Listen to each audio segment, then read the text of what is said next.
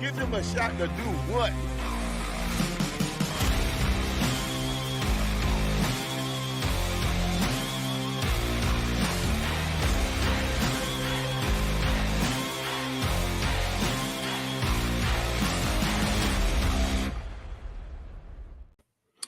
All right. On today's podcast, we are going to do our Week 15 most impressive, biggest disappointment. And then we are going to give my NFL weekend observations. I got a couple, and it was hard to whittle them down to 5, but I'm going to give you the top 5 NFL observations for the weekend. And then Bert and I will give our top 3, top favorite, whatever you want to phrase it, MLB signings from free agency, just to give up some baseball. And spoiler alert, that fuckboy Jacob deGrom ain't on my list.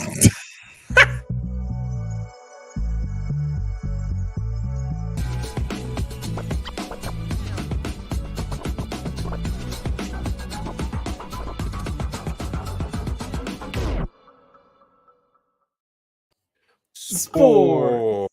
What's up, everybody? Welcome to Stuff About Sports, presented by the Give Us a Shot Network.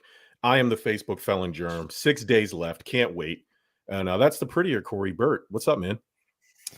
Hold on. It was a wild NFL weekend. I'll tell you that. I feel like we say that every week, but somehow it just keeps one-upping itself. But I will say I am enjoying football on Thursday and on Saturday and on Sunday. We're going to get more of that coming back too.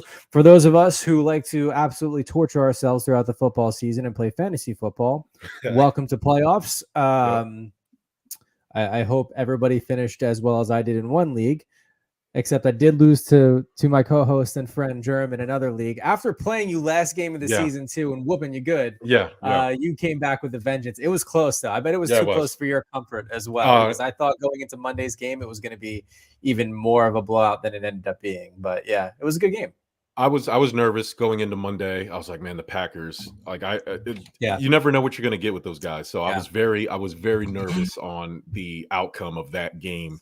But Aaron Rodgers and the squad did their thing. The Rams have some problems. They're going to have problems. That's an understatement. Yeah.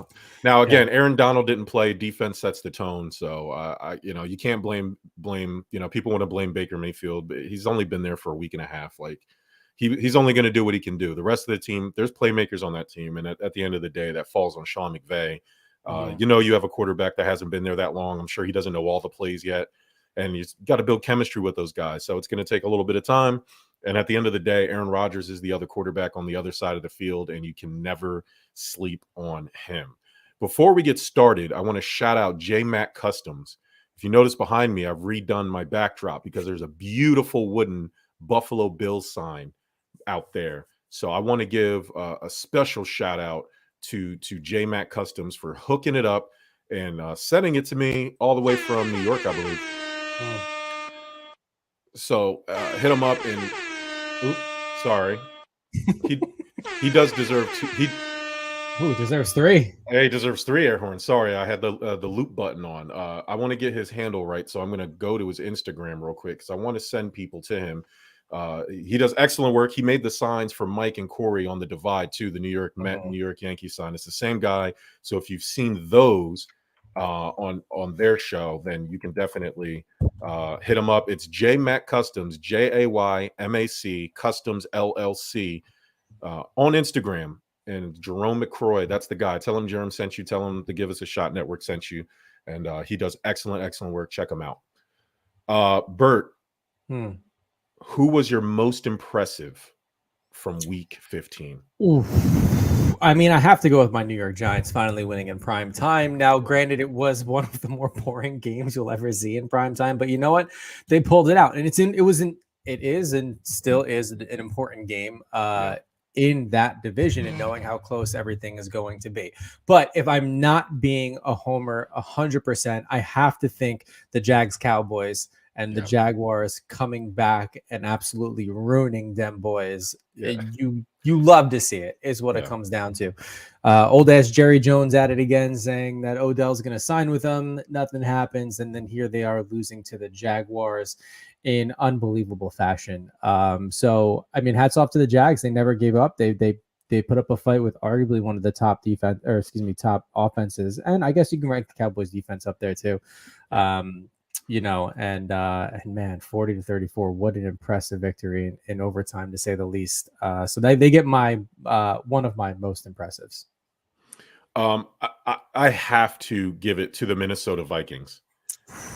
Man, the biggest comeback in NFL history. They were down 33-0 at halftime. And everybody, for context, last week we claimed that the Vikings were the biggest 10-3 fraud in NFL history, knowing the abysmal performance they put up the week before. And I repeated that phrasing to our show text thread at halftime. You did, saying what an abysmal, like, just awful fraud of a team the Vikings are. Next thing you know, I go to do something with my family, and then we got a game on our hands in the second half nonetheless. So, Jer, I'm sorry to cut you off, but go ahead. No. Yeah. I couldn't even sum it up because I was on duty at the fire station, and we were watching it, and I was like, man, this sucks. Like, and I share the same sentiment as you. I really, really enjoy the Saturday games. And we got 2 out of the 3. You know, the Ravens-Browns game was awful. But, you know, watching that game at halftime, I was like, man, you know, we were just talking about how the Vikings are frauds. And here they come. I mean, 22 unanswered points in the fourth quarter by Kirk Cousins I was about to say the Washington Commanders, the Minnesota Vikings. And it reminded me of the "you like that" Kirk Cousins, the guy who everybody hated. And he just keeps playing like a lot of people, you know, give Kirk Cousins a hard time, but he wins these games. He may have an awful record at prime time, but you don't want to see 1 p.m. Kirk Cousins because he can do stuff like this. And the fact, and we call them the biggest 10-3 fraud team, and maybe they're the biggest 11-3 fraud team. Who knows? But we'll find out in the playoffs. But for now, for Saturday, for this week, in week 15, nobody impressed anybody more in the NFL to me than Kirk Cousins and the Minnesota Vikings. I mean, spot on too. So listen, and I know some people, well, they're the Colts. Yes, they are. But I mean, for them to put up 33 points by the half, and you're leading 33-0, that's as good as done. All you have to do is keep the pace. Now, in the third quarter, the Vikings put 14 on the board. The Colts just put 3. So you're still 36-14 going in with 15 to play. So honestly, huge performance by Kirk the Jerk, if you will, Kirk Cousins. He finished today 464 touchdowns, 2 interceptions. That's just a monstrous performance. Call it what you want, but huge comeback. You feel bad for Matt Ryan though. This is the second time in history, although the Super Bowl was probably stings more than this loss does. But what is worse, part of the comeback in second? Oh, the Super Bowl one for sure. If it's me, I mean, look, they're going into this 4-8-1. But to make it to the Super Bowl, be up, what was it, 28-3, 28-3 at the halftime of the Super Bowl, and coming back out and just shitting the bed. When the world title's on the line, no, that to me is far worse. Matt Ryan only had to he only had to put up 3 points. He had 7 drives to do so to win that game, and he couldn't do it. I called Matt Ryan Hall of Very Good. A lot of people put him in the Hall of Fame. Not your boy. Your boy has never put Matt Ryan in the Hall of Fame. I said he's in the Hall of Very Good. Now, Bert, after this historic collapse, he is now downgraded to Hall of Decent at Best. Matt Ryan, Hall of Decent at Best. There's room in Hall of Very Good now. Now that Matt Stafford, he's going to have to get a new roommate. We'll see who that becomes in the future. But now Matt Ryan is at Hall of Decent at Best. I never want to hear anybody bring up Matt Ryan, Hall of Famer, ever again. This was awful. And as tradition on Stuff About Sports, when somebody takes an L this big, we have to play your theme song.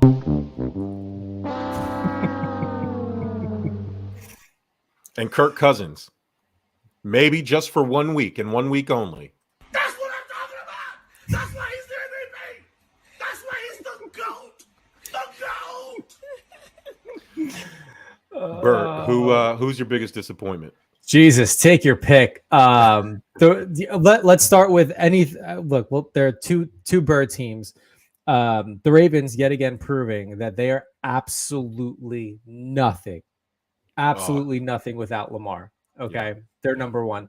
And then you have surprisingly the Cardinals. Yeah. I mean, they're nothing without Kyler. So it goes to show where on average comparison to the quarterback pack that's out there for all of their teams, Lamar, I mean, we've been saying just pay him for a while. Kyler, for us, the jury was still out. We know some members of the show, like Ty, all huge fans of Kyler. But for us, we've been, I don't know, prove me wrong, but you take either a Lamar or a Kyler out of the situation and everything just goes to complete shit. So those two certainly a huge disappointment. The Bucks continue to disappoint for me. And at this point, it's theirs to absolutely lose, because I think the Saints now are they? Let's see, the Saints 5-9, the Bucks. What are they? 6-8. They're 6-8 now. Yep. Yeah. So I mean, it's looking bad. So I mean, this could be. I don't know. I'd have to look this up. Is this the first time Tom Brady has a losing record in the regular season? It's probably not going to matter, because if they keep on pace and they finish out, they're still getting into the postseason. But you know, I don't know what the division record is. I'm sure I can look it up real quick. But Tom Brady, he was 30 for 44, 312 yards and 3 touchdowns. So it's going to be hard. It's hard for me to say it's Tom Brady. A lot of people want to write him off. I think he's been playing well pretty much all season. Yeah, there's some throws that maybe he used to be able to make, but his stats haven't been awful. So it's everybody else around him. Leonard Fournette just looks old. The defense isn't good. He is. He's done. Mike Evans is not getting. He's still awesome, but Mike Powers chimes in and says during the background fire. Yeah, we shouted out J-Mac Customs. Shout out to Mike for putting us through. J-Mac actually joined us on the Let's Talk About Mets podcast, the first ever one. We did the Jacob deGrom news, and that's where I met him. And he found out that I was a huge Bills fan from there. And then next thing you know, there's a Bills sign at my front door. So thank you, J-Mac. Appreciate you. The Bucks, only reason I don't say they're a disappointment is because they're, like you said, they're 6-8. Like, they're in the worst division in football. Yeah. Somebody got to win the division. Again, we're part of this. Reseed the teams, because the Bucks or the Saints are going to host a playoff game, and it's going to be awful. And the Niners are going to have to travel to one of those two teams, or whoever ends up being, the first wild card team, and it's going to suck. So I don't like that. Of course, as usual, my biggest disappointment are the Dallas Cowboys. I mean, of course they are. 17 unanswered points in the third quarter. The Jacksonville Jaguars to sunshine Trevor Lawrence. And listen, Dak Prescott, since he's returned, has become the most intercepted quarterback in the league. They were better off with Cooper Rush. Don't care what anybody says. At least with Cooper Rush, they were running the football, playing better defense, and he didn't turn the ball over. Everybody thought just because Dak was going to come in, everything would have been sunshine and rainbows. And it's not. Dak isn't that. I mean, he's not that guy. He's a game manager, man. He's a game manager pretending to be Brock Purdy. You know what I mean? A guy who's like, it's crazy to say, but Brock Purdy, like, he's a game manager pretending to be one of these guys who goes out and wins you games. And they thought they were just adding that. But what happens is it's addition by subtraction. So whatever raw talent that Dak Prescott gives you on the field, it takes away from the simplicity of the offense. When you have two really good running backs, a good offensive line, and a really good defense, and now you're putting the ball in Dak's hands because you paid him, and now you're messing up the team chemistry. They were better off with Cooper Rush, and this is exactly why I think a few shows we said that the Taylor Heineke, Mike White formula works if you build the team around them correctly. They can win games. Like, look at the Detroit Lions. Jared Goff he's not in the upper echelon. He's good. The one thing he's really good at right now, he hasn't turned the ball over. The Lions, and I'm going to get to this in observations later, but the Lions haven't turned the ball over in the last 7 weeks. Well, I should say Jared Goff hasn't thrown an interception in the last 7 weeks. And it's no coincidence that they're 6-7 and their one loss is like a fluke loss to, I can't remember who it was, but I remember it was like really close. And so these guys that you pay all this money to, these quarterbacks, because the market demands it. And it's sad because the Dallas Cowboys had something really good going on with Cooper Rush. Not to say Cooper Rush is like some secret weapon, but Mhm. the team was playing better overall. And Mhm. I mean, I get to laugh at the Cowboys. It's fine, but if I'm a Cowboys fan, I'd be a little bit frustrated with Yeah. events. I mean, certainly laughable. You can argue that one of those interceptions wasn't all on Dak. Right? It was Yeah. certainly a Yeah. catchable ball, but hey, it is what it is, right? I mean, play better on both sides of the field, right? Offense and defense. You're not put in that situation to lose this game in itself. Most laughable loss this week has to go to the Patriots, right? Yeah. Oh my gosh. So okay. This is very. Let me. Yeah. You have to. This is very un-Belichick like. Yeah, for sure. It's just who would have thought? You know. So okay, my problem with it was, and I can kind of see if I listen to some of the players' reactions. Why not just take the knee? If you're going to run a play, you run it to score. Yeah. But they ran the ball just to run it, and he was like, "Oh wait, I'm getting a bunch of yards. Oh wait, I'm almost at the 30. We could probably score if I get this on the other side of the field." I understand that logic. But why is the guy that's just standing on the other side of the field probably the most unathletic guy, maybe the worst starting quarterback in the league, Mac Jones? The coach already admitted post-game the reason why they didn't go for the Hail Mary is because Mac Jones doesn't have a strong enough arm to make it down there. Mm-hmm. That right there is a red flag. Why is he playing? Put in Zappy. Put in anybody. Mac Jones' time as a starter there is over. He needs to, and maybe he can be good. Maybe there's a coach that can, work magic, work around his limitations, and he can turn into one of these. I don't want to slander Alex Smith, but a guy, Alex Smith, it's a little bit different. Alex Smith obviously he always had talent, but he always had a bunch of different coaches, and they could never utilize him properly. And then all of a sudden, he goes to Andy Reid, and he's putting up 53 points in the AFC Championship game. And he was become a top quarterback in the league until he got hurt.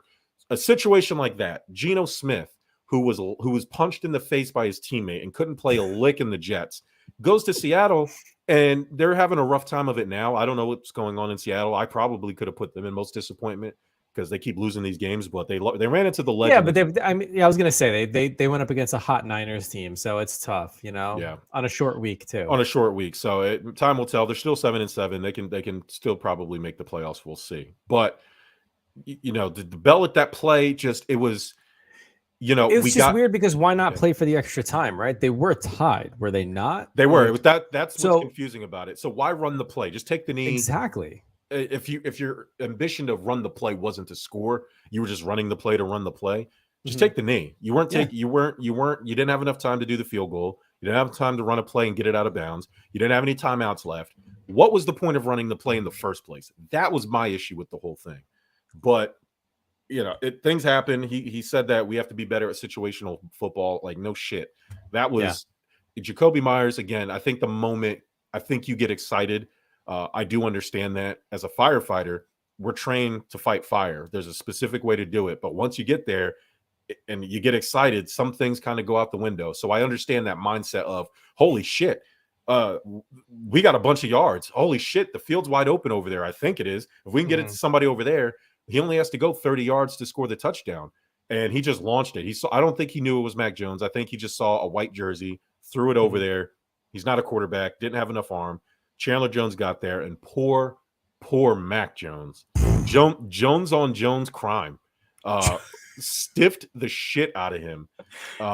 Like a when you're in like elementary school, but you have recess with all the other kids and you're playing football and you just truck the little third grader because you're in fifth grade and you can. That's what that looked like. It was bad. It was real bad.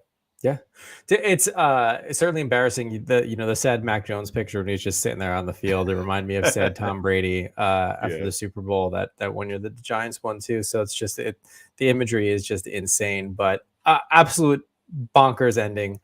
Good for the Raiders, right? I guess if you're gonna win, you may as well win like this. Why not? It's still a win on paper, and you should go for it. I mean, look, we can certainly do this all day. 2 quick call outs. Your Buffalo Bills clinched a playoff spot.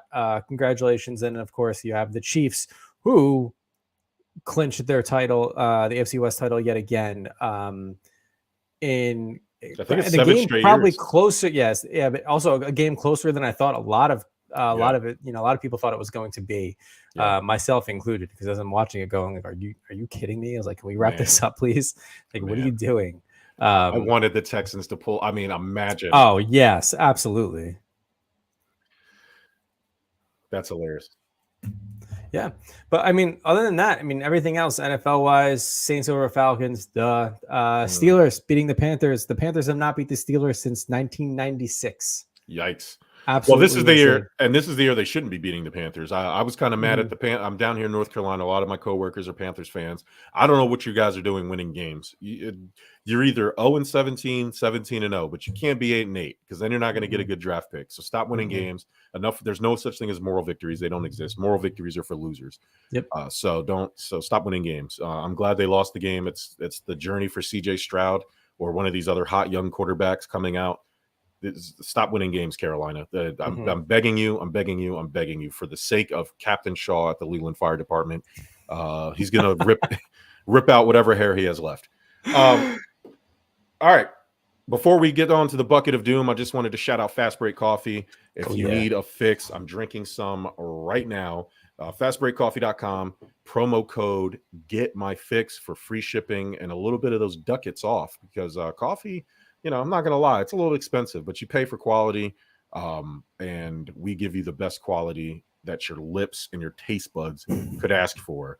So if you need a fast break, fastbreakcoffee.com. Best quality your lips can ask for.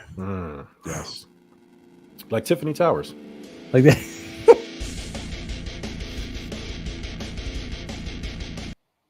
All right, so I learned not to I'm just going to play the first bit of it because I don't know why. I did contact StreamYard. Said that they are aware of the issue. They're working on that glitch. It's a common issue with the person who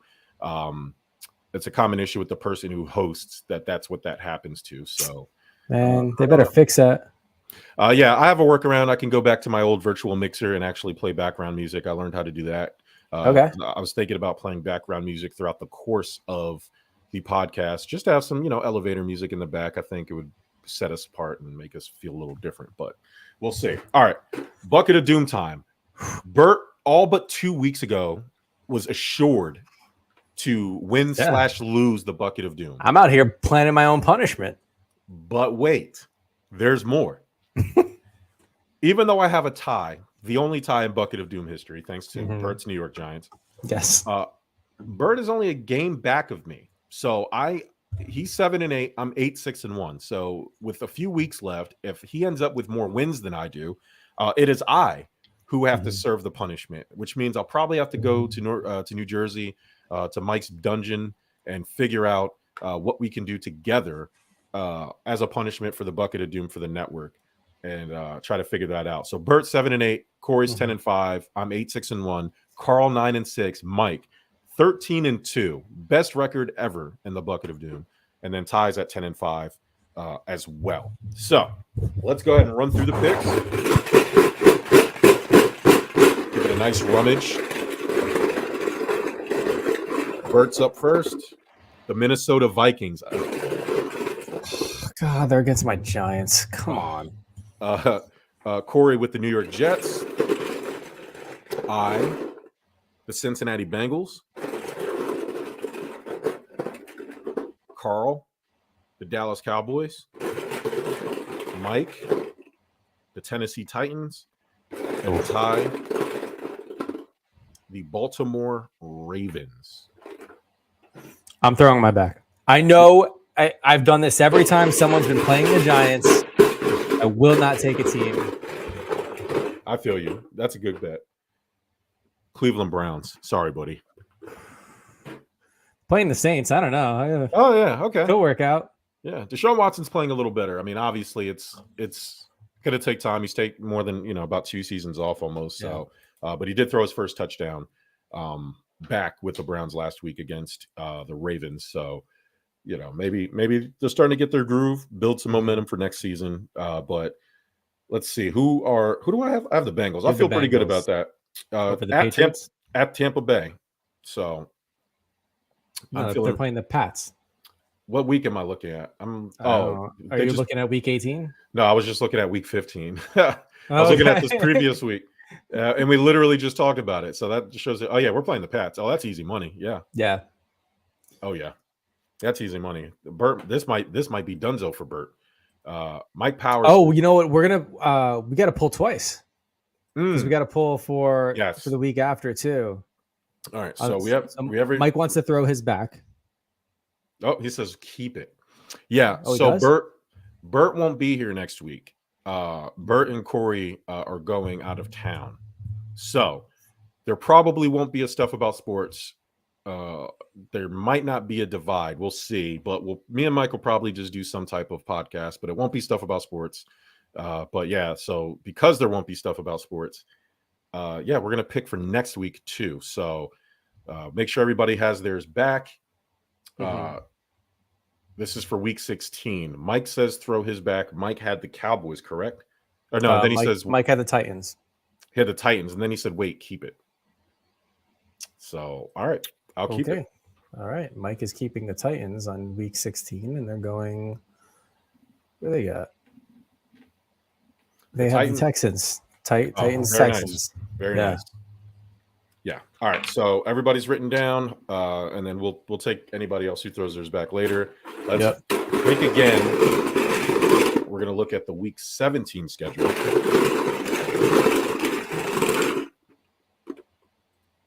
Mike says we will hold it down. Yes, we will. It might be a joint show. Who knows? We don't know what we're doing, but we won't do the bucket of doom. We're doing that right now. So week 17, Bert has the Philadelphia Eagles. Oh, see, Corey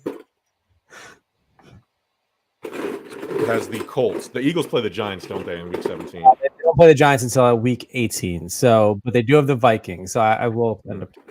I have the Raiders. Carl has the Lions. Mike with the Jaguars. Ty with the Seahawks. Who did Carl have?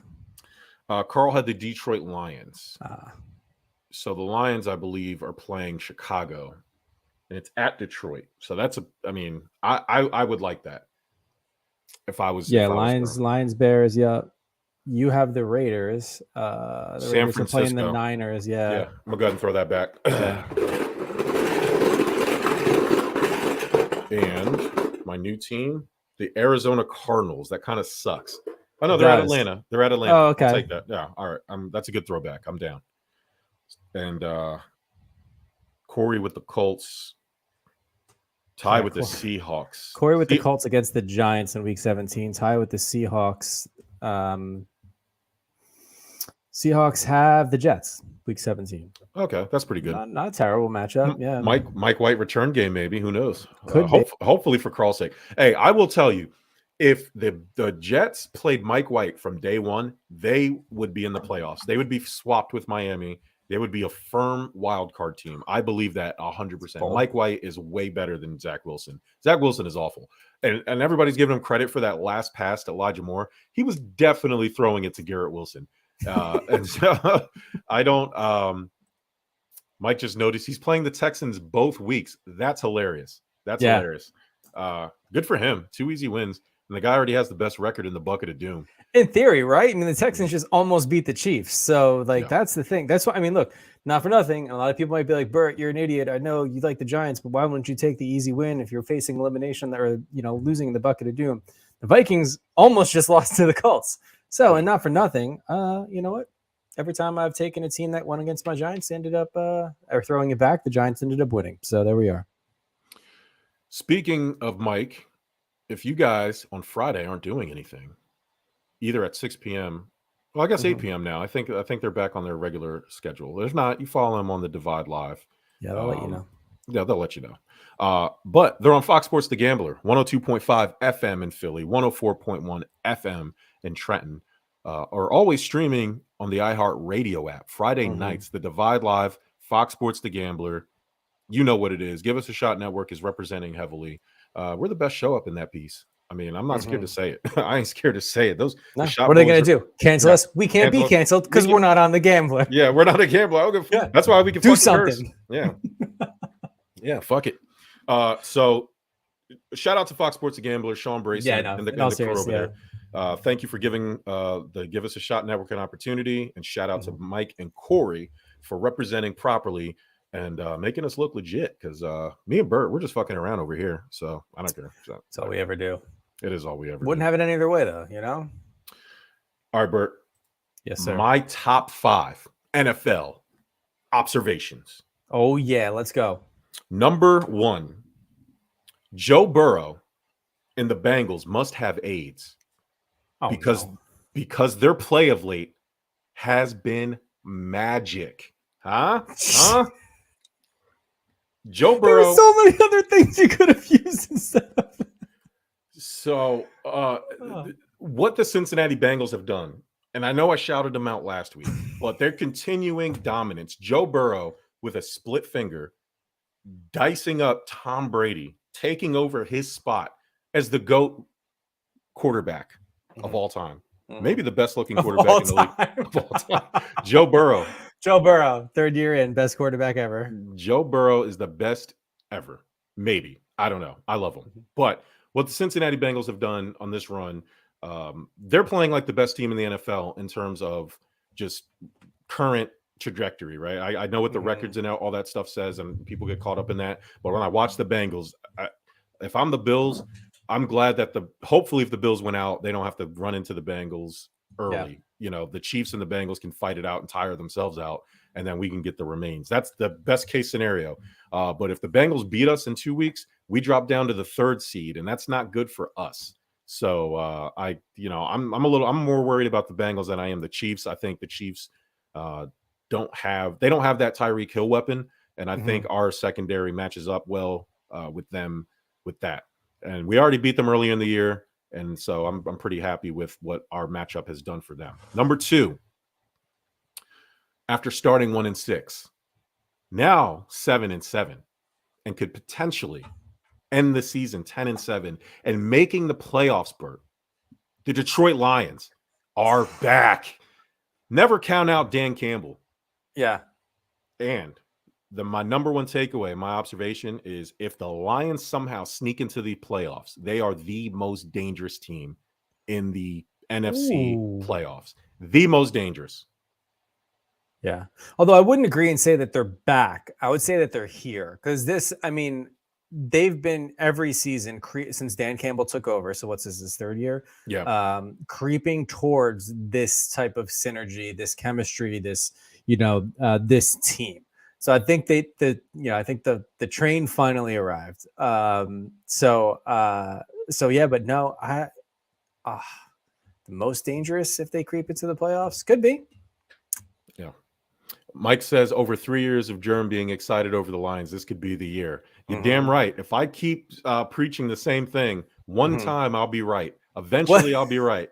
And this might be I think I'm proven now. I mean, the Lions are competitive, and they've been competitive since Dan Campbell got there, but now they're like real competitive. Yeah. Again, I get that they're 6-7 but they played all the top teams in the NFL really, really close. And now the defense is actually starting to play to match the offense. The offense was always a juggernaut. I mean, Jared Goff, the one thing he does well, even though he may not have the best arm and the best athleticism, he can go through his progressions like nobody else. You can see, I watch him, you can see him go 1, 2, 3, and then he makes the decision. A lot of that has to do with their offensive line. He has time to actually do that now. And again, that goes to what we were saying earlier. It's the coaching and the front office's job to measure strengths and limitations of your quarterback.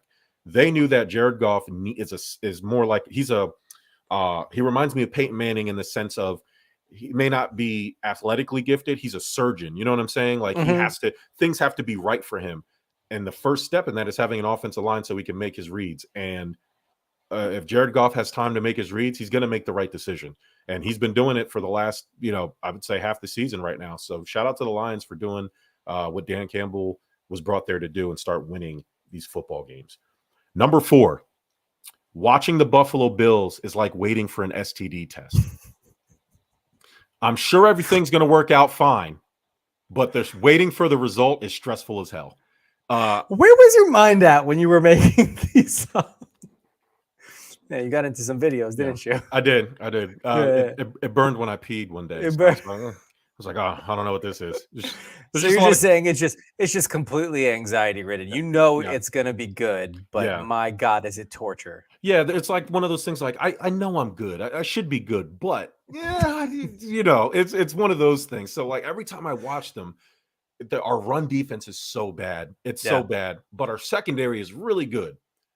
Josh Allen is amazing. He's great, but yeah. there's we are totally in 5 years of Sean McDermott being there. We still don't have a running game to help him, and our offensive line is Swiss cheese at best. And we have to rely on him to make amazing play after amazing play after amazing play. I mean, the Bills have to lead the league in third and hope. Like I hope he makes it. And I'm wishing that the Bills can either I think the running game, I think the talent at our running back room is fine. We just Mhm. need a better offensive line to make it happen. I think we don't need like I know they were flirting with a Saquon Barkley trade last year, Yeah. but I'm okay. I don't like Devin Singletary that much, but we should use Nyheim Hines more. James Cook is obviously fantastic, so it's just he's a rookie. I need the Buffalo Bills to have a good offensive line so we can get this running game going to help Josh Allen out because we're going to run him into the ground eventually if we don't stop that from happening. Mhm. Number 5, once again, pretty damn good. Brock, I'm 3 going to weeks keep in a doing row. it. I'm going to Yeah. keep doing it, man, Mhm. until he falls off. It's not that they're winning the games. It's not that he's just stepping in and filling Jimmy Garoppolo's role and not messing it up. He's winning the games, Bert. Oh yeah. Brock Purdy is shitting on teams, Mhm. making these amazing throws that a guy who you would think last pick in the draft Mhm. shouldn't be making. So again, if I gave it to Kirk Cousins, I'm gonna give it to Brock Purdy 3 weeks in a row. That's what I'm talking about. That's why he's the MVP. That's why he's the GOAT. The GOAT. So San Francisco's in pretty damn good They're in positioning good shape here. right now. They're in Yeah. really good shape. There's no rush for Jimmy G. Like and big Jimmy G fans here. This has nothing. This is not Oh an yeah. indictment on him. When he's healthy, you can't leave Brock Purdy, man, unless he like Mhm. all of a sudden falls off a cliff these next couple games, which I don't see happening.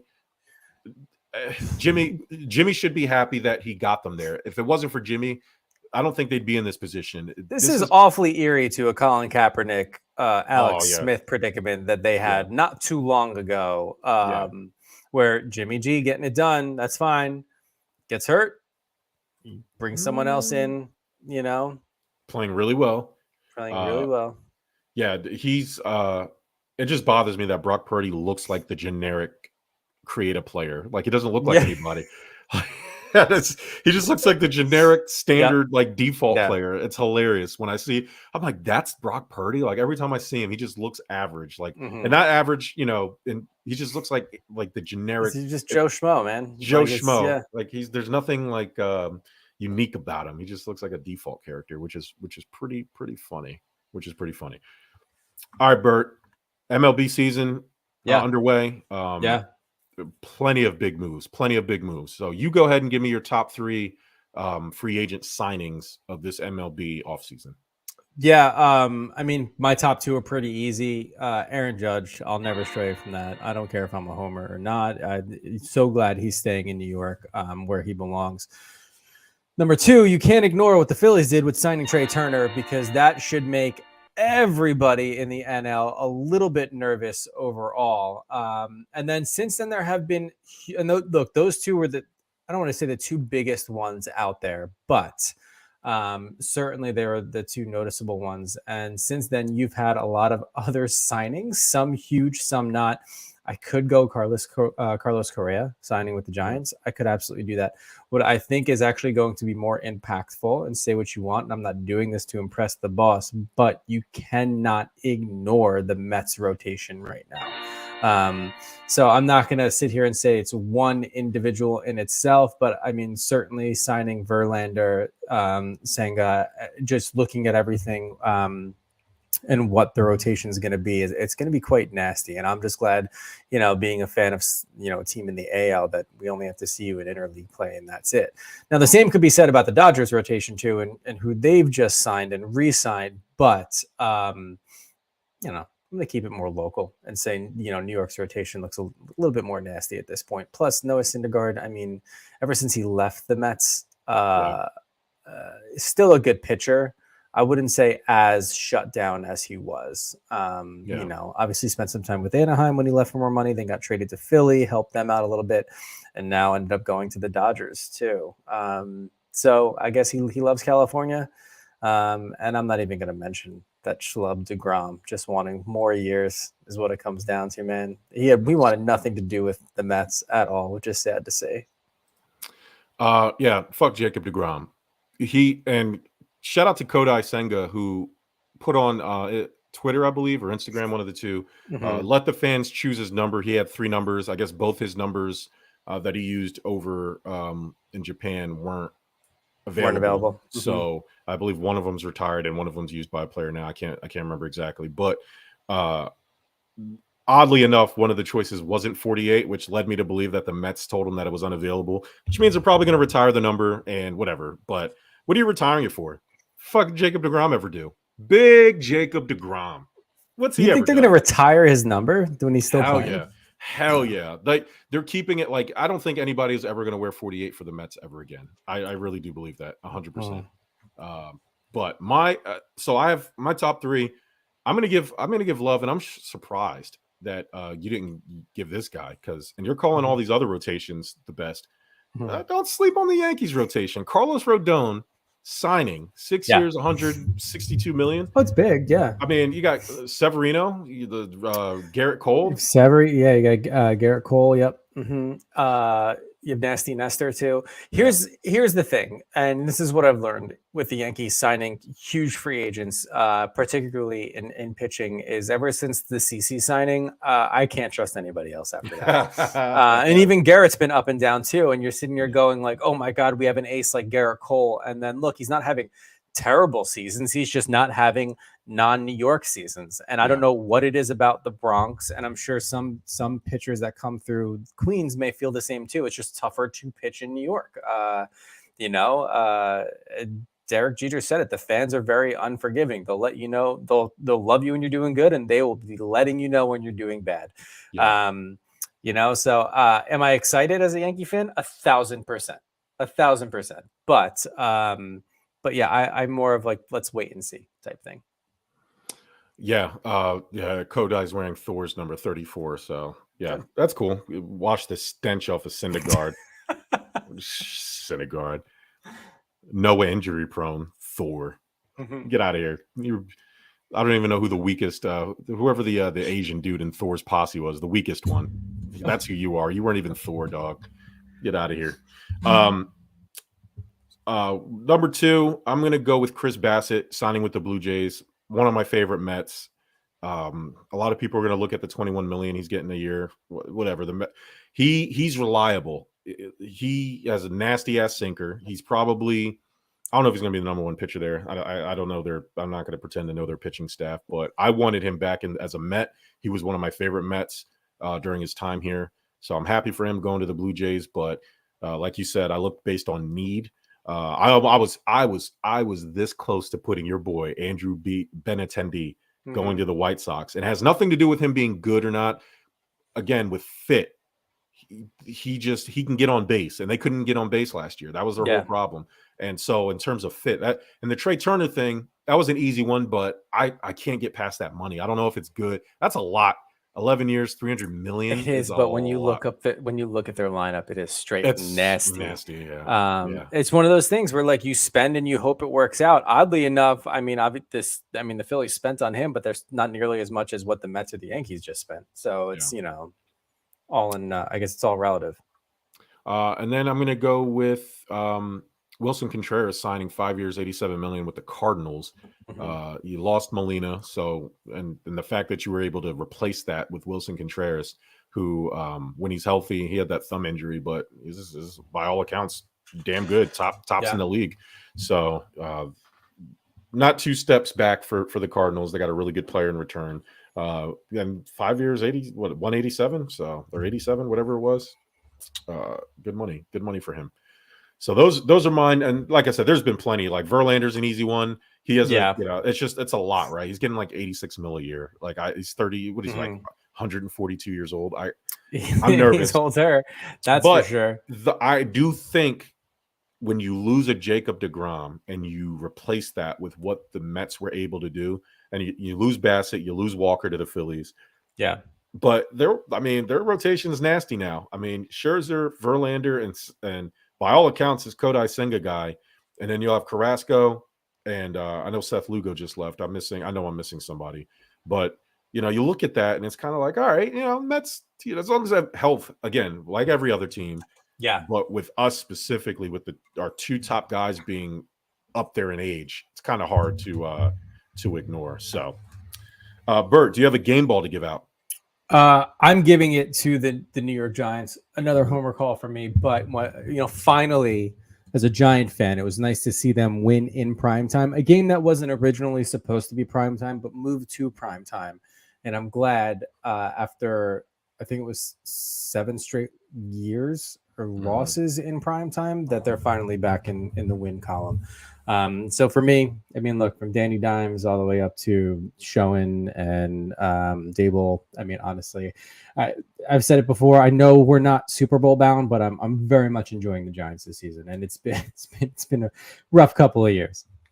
Yeah, I mean, again, it's the gravity of the win, right? You needed that win because the Commanders were nipping at your heels for that wild card spot, and they could still technically make it, but it's a lot harder now for them. And I don't know if I think they're going to get cut out. I think the Lions are going to leapfrog them and leapfrog the Seahawks. And so I think the Commanders had to win that game. Now, you guys had a little bit of help from the referees. We didn't really get into it with the Terry McLaurin. That's some Tim Donaghy shit. Who am I to judge, right? I don't, they have a hard job, Germ. Right. Yeah. You didn't see it. I mean, I didn't, it looked fine. It was, yeah. My game ball is going to Donovan Mitchell of the Cleveland Cavaliers. Faced his old team last night, and the Utah Jazz had 23 points in 22 minutes. And the Cavaliers stomped the Jazz to I think it was like 122-99, and that score wasn't even that close. The bench squad let the game get that close. It was an absolute ass kicking. And the reason he's getting my game ball is to score 23 points in 22 minutes and be as efficient as he was, where he didn't have to play half the damn game. And then you beating your old team. I love when you go to your old team and they get their comeuppance. It's one of my favorite things. So it'll be nice. It's nice to for the player to finally win over the franchise that's treated him kind of poorly. And so shout out to him. Bert, you are off next week on a little family vacay. Yeah, we're going out going to Texas, see some family for the holidays. So yeah, take a little break. I'd like to say relax, but we got kids. It don't happen. But no, this is look, another solid year of stuff about sports. Couldn't be more thankful for you, my friend. Week in and week out, for everybody listening. Thank you so much. And we're really looking forward to 2023. So happy holidays all. Stay safe, and we'll see you next year.